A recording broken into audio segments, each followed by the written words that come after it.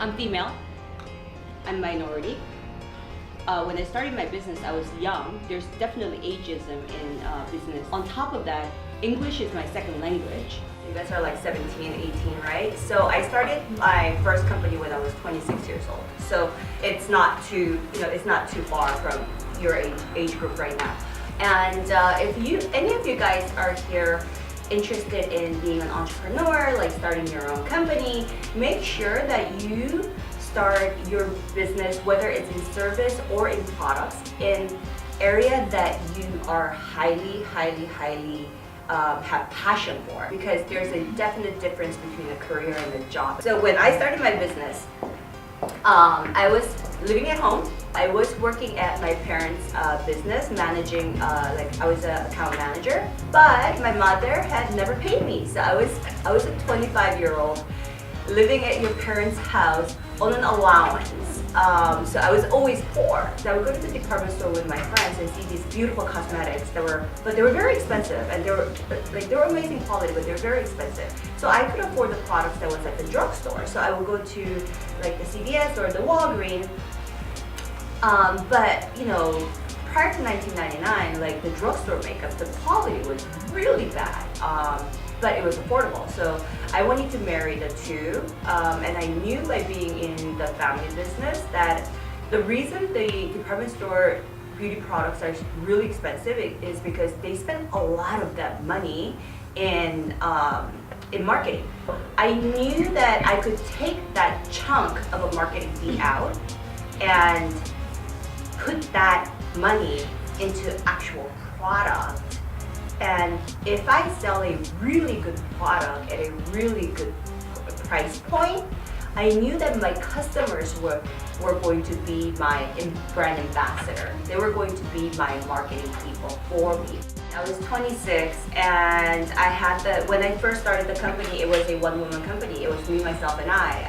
I had a small, 600 square foot showroom. It was smaller than this probably, inside a California Mart in Los Angeles.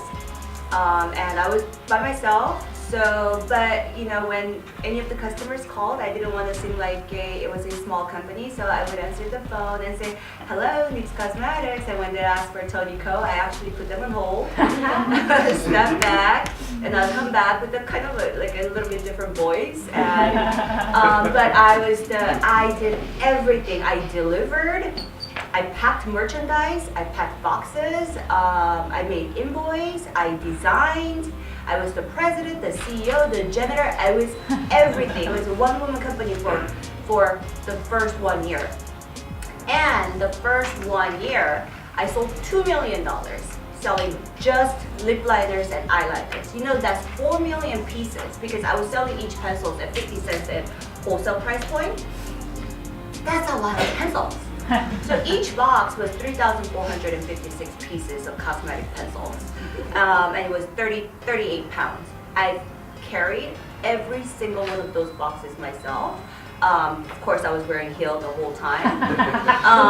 Yes. And I made all the deliveries to customer, but I've never complained because I loved what I was doing. It wasn't a job for me. It was my passion. It was my career. So that's the importance of having a career of passion for what you do, because it doesn't matter how hard emotionally, mentally, physically the work is, it's very rewarding. I knew that at one point that I wanted to sell and just exit completely, and I was ready to retire, and that was when I was 40, going on 41. And I sold the company, and I thought I just wanted to go sit by the beach and just drink margarita and just chill for the rest of my life. And I did that for 2 days, and I got bored. You know what I realized? I was retired for exactly 365 days for 1 year. I was miserable. So that's when I started that I needed to have another project, and since I've launched my second company, I've completely dedicated to just rolling up my sleeve and just get working again. I just want to inspire other people that doesn't matter what your obstacle is, if you set your mind to it, anybody can accomplish what I've done. You're the only person who could make yourself successful.